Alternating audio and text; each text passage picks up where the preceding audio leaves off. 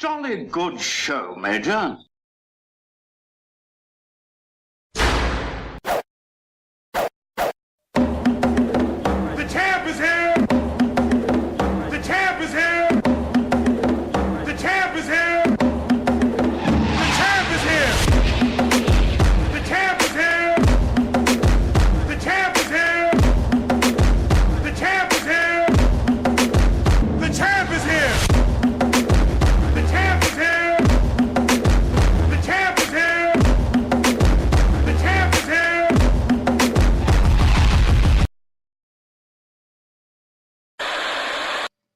What's going on, TTC? New Rob report. All right, so it's Monday. Well, I guess technically it's Tuesday, but we're gonna go ahead and say this is Monday. This is my my week 6 wrap up. Just going over again. I already made my crow video for the Cowboy game. You know, and it didn't work out the way we wanted it to. But it's time now to go ahead and break down. You know, we're gonna do State of the Union address. Okay, it's the state of the Seahawks address here. We're 3-2. Okay, 5 games into the season, 6 weeks into the season, which isn't necessarily a reason to, you know, go ape shit. You know, there's no reason to really panic yet, but there's a reason to kind of panic here. So far, what we have shown is, you know, we've you know, there are big games that we may have a problem losing winning big games, or teams that you know, might surprise us, winning against teams that might surprise us. We've done well. We beat Green Bay, we beat Denver, okay, and who else did we beat? Washington, which, you know, but on the road, you know. So any road games we win are going to be big, regardless of who they're playing against. No matter if we're playing against, doesn't matter who we're playing against. If we're playing against a team on the road, it's a big game for us. It's a big win for us because we know historically we're not a great road team. But the Chargers, a surprisingly you know, good performing team this season, lost that game. Dallas, a surprisingly well-performing team, you know, we lost that game. And we lost that game in Seattle. That is the big kicker. Okay, we can't lose at home. We can't afford to lose any games at home simply because of the fact that we're so suspect on the road. So the fact that we've lost a game already at home is a big deal.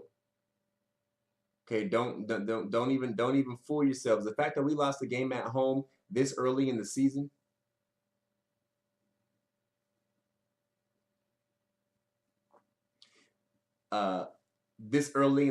to the team that we lost against, I mean, you know, that's a big deal because we still have to take on the Rams at home. We still got to take on the Cardinals at home. We still got to take on the 49ers at home.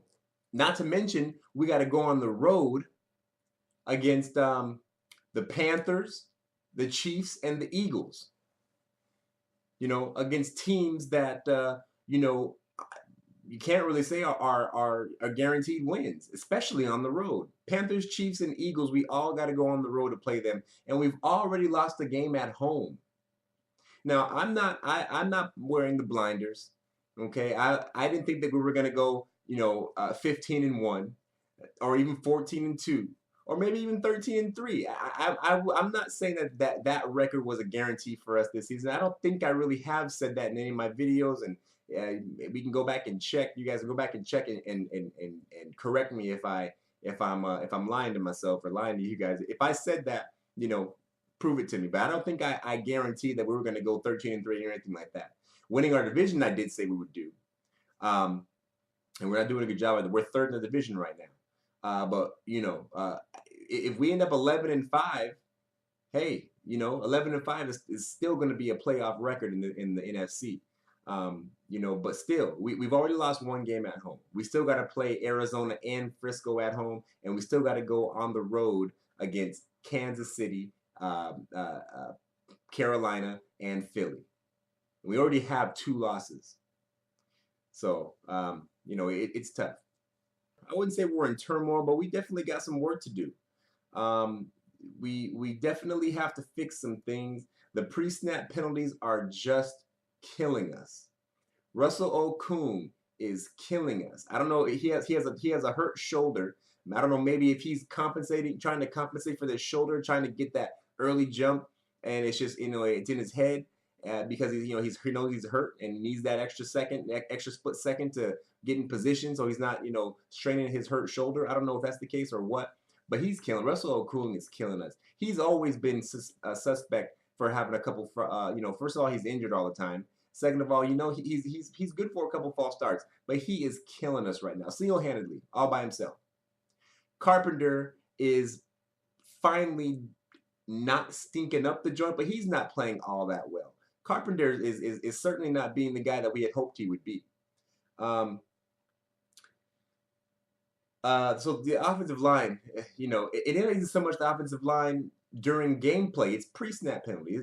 That's the worst kind of thing. When your team is being when your team is being hindered by mind games, that's the worst. And that's what's happening to Seattle right now. We are being hindered by getting into our own head. Pre-snap penalties, there's just no excuse, and that's it. There's just no excuse. There's no excuse. So I see that from what I can tell, we have to go to a less complicated snap count, which doesn't do us any justice because the defenders are getting just as good of a jump on the ball as the offensive line is. If you can't do any hard counts, you can't make the defense slow down. That's not helping us at all.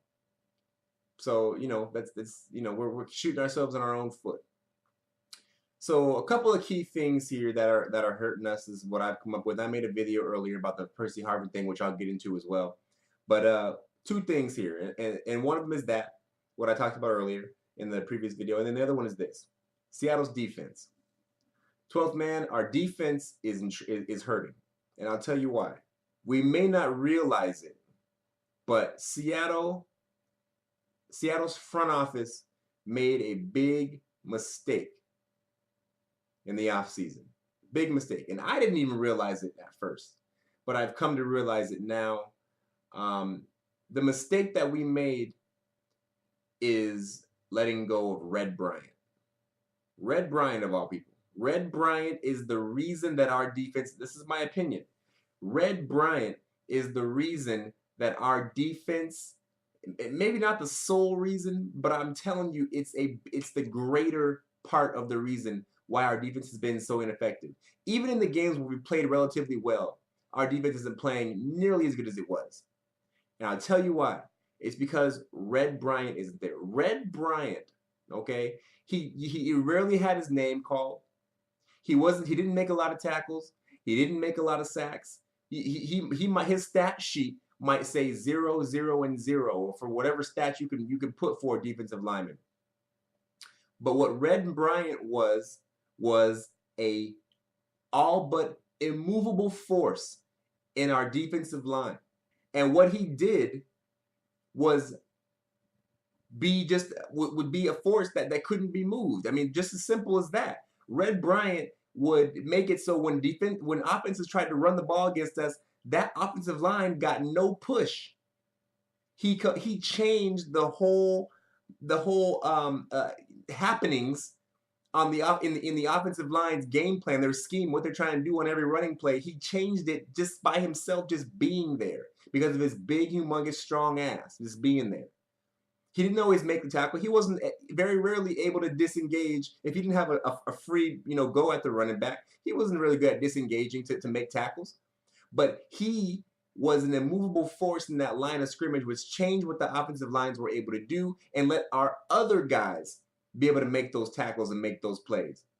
And passing downs, he was a force that was able to help get push on the offensive line so we can get down there and get push up the middle on these quarterbacks so they have to throw the ball hot to these guys going across the middle, these short routes and these routes in the flat.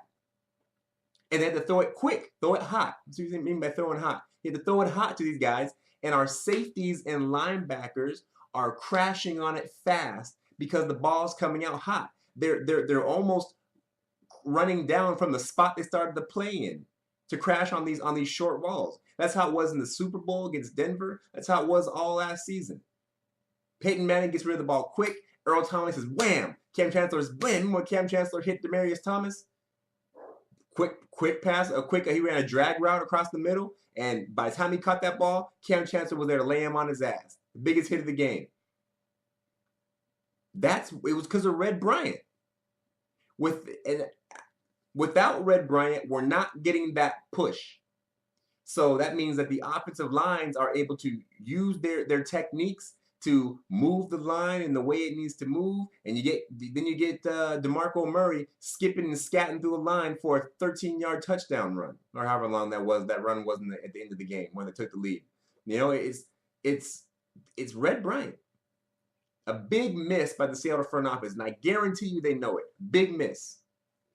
Yeah, I know that we may not have been able to keep Red Bryant and do all the other things that we did this offseason, but I tell you what, I pretty sure I said in one of my previous videos, I'm pretty sure I said it, I damn sure wrote it on social media, but I'm pretty sure I said in the video that I would have rather let Michael Bennett go and keep Red Bryant or Chris Clemens or both than to let them go and sign Michael Bennett. And the reason for that was because I knew that Michael Bennett's success last season was based on the people around him, not on his own physical ability. Michael Bennett's great, but his success, he had a great year last year, but his success was based on the effect of the players around him. And now he's not doing shit. And the reason for that is because he has to do it more on his own. And we have found no replacement for Red Bryant. Chris Clemens is gone. Now, who knows how good or if Chris Clemens was still there, there'd be another guy in the lineup in the rotation who's already proven that he can succeed in that game plan. But Chris Clemens is gone too. We got Jesse Williams who was poised to be that guy where Red Bryant had left. But Jesse Williams on the IR again for the second straight year, out for the season, for the second straight season. Who knows if he'll even be a Seahawk? He hasn't got a chance to do anything. So that makes the big difference. The reason why our corners are not able to make plays on the ball, the teams are still throwing the short check down, okay, like they were, but we're not smashing on it, crashing on it like we used to, because he's getting so much time in the pocket. The routes downfield are taking the safeties, taking the linebackers away from the play. Then when you drop it down to the guy in the flat or the guy in the middle just on the other side of the line of scrimmage, that 2-yard pass is going for 13, 16, 18, 20 yards. Hashtag Dallas game. Hashtag Chargers game. We're not getting the push on the quarterback. The quarterback has more time in the pocket, which means the defenders are going downfield with their respective offensive player, and the flats are left wide open. You might only get one guy there. You get Bobby Wagner down there, and he's getting shook out of his shoes, or he's getting blocked by somebody. And when it's 1-on-1 or 1-on-2, sometimes the running back, the offense has the advantage. Defensive backs are playing with their back to the quarterback now, because they know they have to play the receiver different because we're not getting the pressure on the quarterback. So now we got Richard Sherman, you got Byron Maxwell. These guys are making great plays on the ball last season. We're playing with the back to the quarterback now. So when the ball comes out, he never even knows it's coming. You can't, no defensive back can play football like that. It doesn't matter if you're Deion Sanders, okay? If you're able to throw the ball with your back, while the defender has his back to the quarterback, he can't make a play on the ball, bottom line. He is forced to watch the eyes of the receiver and A, risk a pass interference, or B, try to be able to slap that ball out of his hands after he catches it, after he goes up for it, which is very, very hard to do.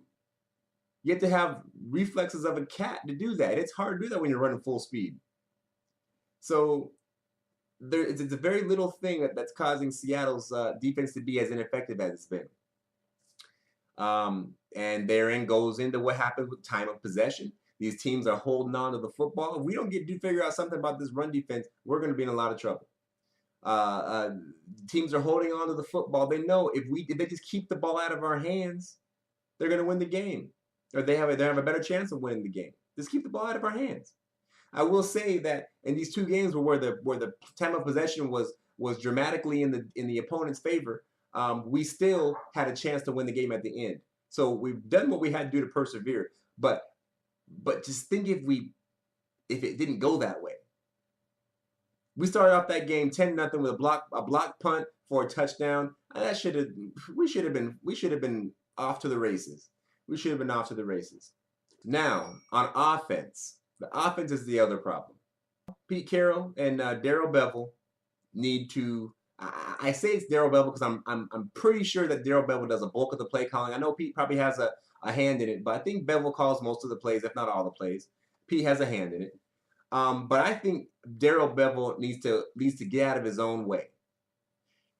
We have arguably the most dynamic player in the NFL in Percy Harvin, the fastest player on the team, not to mention the highest paid player on the team, which is going to go into what I'm saying here. And we refuse to give him the ball anywhere away from the goal line. Percy Harvin is a wide receiver, Darrell Bevell. He's a wide receiver. More often than not, he should be running routes down the field. Stop with the bubble screens. Stop with the wide receiver screens. Stop with the fucking jet sweeps. Okay? Matter of fact, run the jet sweeps, because the jet sweep is the only thing that we've been able to run with they haven't stopped yet. But we stopped running it. Maybe you're saving it for later. I don't know. The jet sweep, I'll give you the jet sweep for a couple more weeks till they prove otherwise. The jet sweep seems to work so far, with the exception of that final drive in the Charger game. But run the fake jet sweep. But don't stop lining up Percy in the backfield, okay? And then running him on a draw play or a power. He's not Marshawn Lynch. Give the ball to Marshawn Lynch or Robert Turbin if you want to run the ball. Percy Harvin's a wide receiver. Use him as that. I don't know how many. I think I can count on one hand how many times the ball has gone deep down the field to Percy. Maybe that's because when he runs deep, they're double covering him. Maybe I'm guessing. I'm trying to figure out why you're not using Percy Harvin as a wide receiver. Percy Harvin is the fastest guy on the field whenever he's on the field. Why he's not running 12, 13 yards down the field and stopping or changing direction. He should run down the field between 10 and 15 yards and change direction. He'll be open, even if he is double covered. If Percy Harvin runs down the field 10, 12, 15 yards and then changes direction, he's open. Throw the ball to him down the field. Quit with these screens. Quit with this fucking bullshit with Percy Harvin. Get him the ball. He doesn't have to get the ball right away to make a move. These teams are game planning against this Percy Harvin from the gadget play.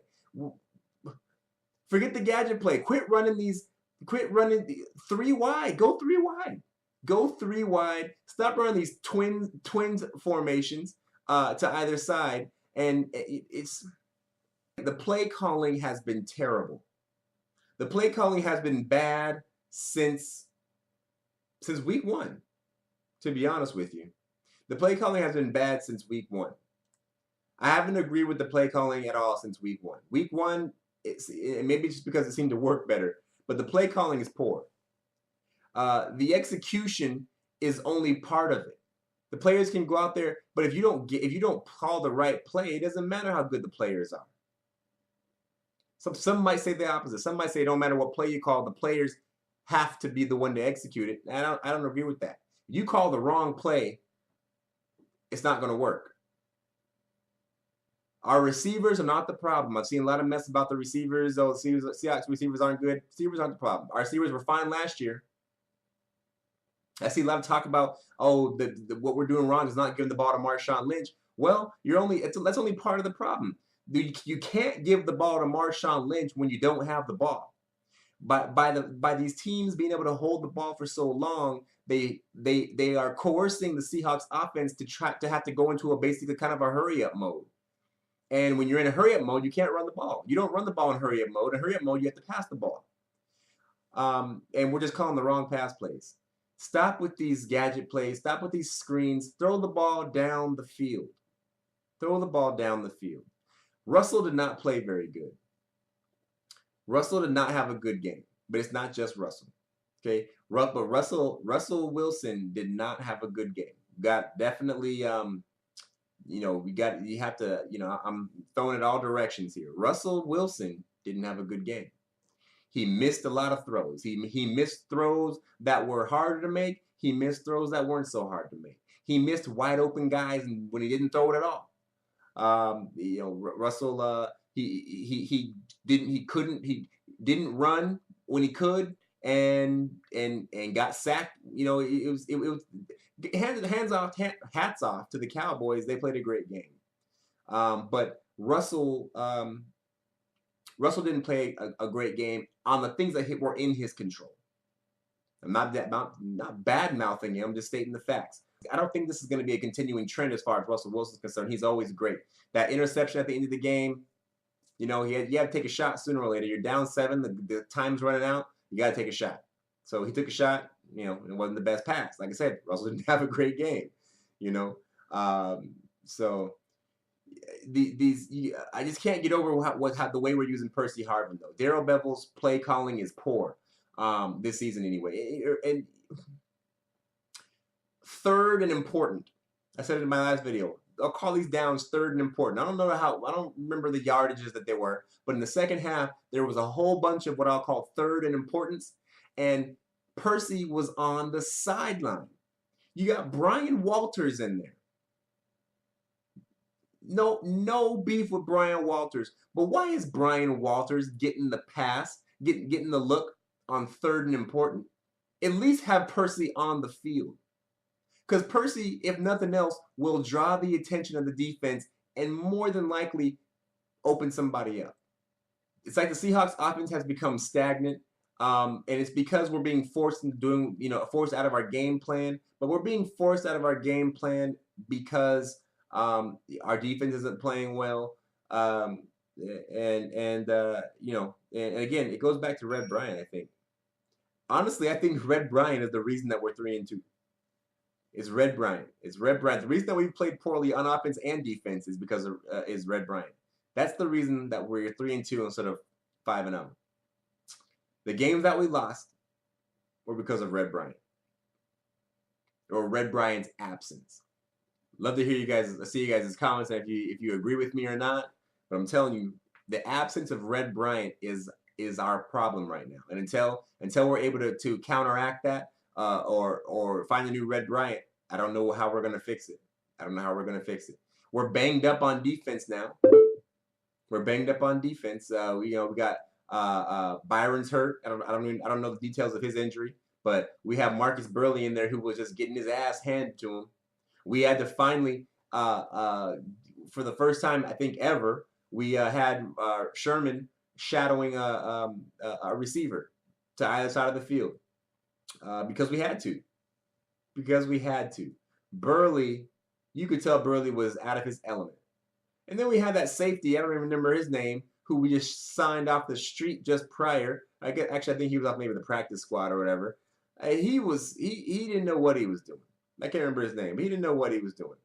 Sherman, good. He played a good game on Des. What's his name? Des Bryant. The one he caught with Sherman having his back to him. I mean, those kind of plays are going to happen. But it's the balls that didn't go to Bryant that really show how good Sherman played him. I mean, because couldn't go to him. That 3rd and 20. Oh my God, the third downs. We've got to get off the field on 3rd down. Again, it all goes back to Red Bryant. You give a quarterback time in the pocket, he's going to find it. It won't matter if it's 3rd and 100. If you give a quarterback long enough, he will find an open receiver. He'll find a throw to make. If you give him time, you can't guard a receiver all day long. It's impossible. The fact that the receiver knows what he wants to do before the defender does makes it a mismatch. A one-on-one is a mismatch. One-on-one is advantage offense. Doesn't matter who the defender is. Some defenders are better than others, but one-on-one, receiver and defender, is an advantage offense. Because if I'm a receiver, I know what I'm going to do. I know if I'm going to go, stop, go left, go right, go up or down. I know what I'm going to do before you do. So when I do it, I beat you there already. So so when it comes to that, you can't guard these receivers for 5, 6, 7, 8, 9 seconds. You can't. It's impossible. It's impossible. The only way to play good pass defense down the field is to play good pass defense up the field. We'll see what's going to happen here. We got 3 games in a row coming up that I would assume should be winnable games. We're going to go to St. Louis, then to Carolina, and then come back home versus the Raiders. The Raiders played a good game against San Diego on Sunday. Ended up losing, but that's kind of par for the course for those two teams. Carolina couldn't decide whether they wanted to win or not against Cincinnati, and they ended in a tie. And the Rams just looked like a complete dumpster fire, so I'm not assuming we're going to have too much trouble with them. So hopefully we're going to be, 6-2 by the time we have to go to New York, and then we got New York. New York has been hot and then cold, so maybe 7-2, and then so look at us, coming up these next 4 games: Rams, Panthers, Raiders, Giants. Winnable games, you would think. At Carolina, we keep having to go to Carolina, and each time we go to Carolina, they get a little bit closer to beating us. 2 years ago, they almost beat us. Last year, they got a little closer, but we ended up winning. Now, maybe this year's the year. 3rd time's the charm. Who knows? Raiders, forget about it. Giants, it depends on what. Without Victor Cruz, I don't see them doing anything. But then we go at Chiefs, and then home at the Cardinals, home against the Cardinals, and then at 49ers, and then at Eagles. So we've got, matter of fact, after the New York game on November 9th, the rest of our games for the rest of the season is going to be, it's going to be what tells where we go this year. That's it. The rest of the games after the Giants game is going to be the deciding thing, the deciding factor. We have 7 games. 1, 2, 3, 4, 5, 6, 7 games. Hopefully we'll be 7-2. And then we have Chiefs, Cardinals, Niners, Eagles, Niners, Cardinals, Rams. Tough to get much. It's tough to get tougher than that. 6 of our last 7 are against teams that won 10 or more games last year. It's tough to get tougher than that. So that's going to be the gut check. See how we're going to have to ice up and play football. I hope we're saving our best for last, because this is going to be the teller right there. That's all I got for this week wrap up. The state of the Seahawks address. Let me know what you think. We got to get back to basics. Get back to basics. Play football, and I think we'll be all right. 3-2. We don't need to panic yet. We don't need to sound the alert system. There's no emergency alert system necessary. Winter is drawing near, and with winter comes playoffs, and with playoffs comes Super Bowl. And if you want to be there, you got to start building now. So I don't like being 3rd place in our division. I don't like that at all. I don't appreciate being 3rd place. I don't appreciate having to say that the only team in my division I'm better than is the St. Louis Rams. Anyway, that's all I got. Fuck the 49ers. Go Hawks.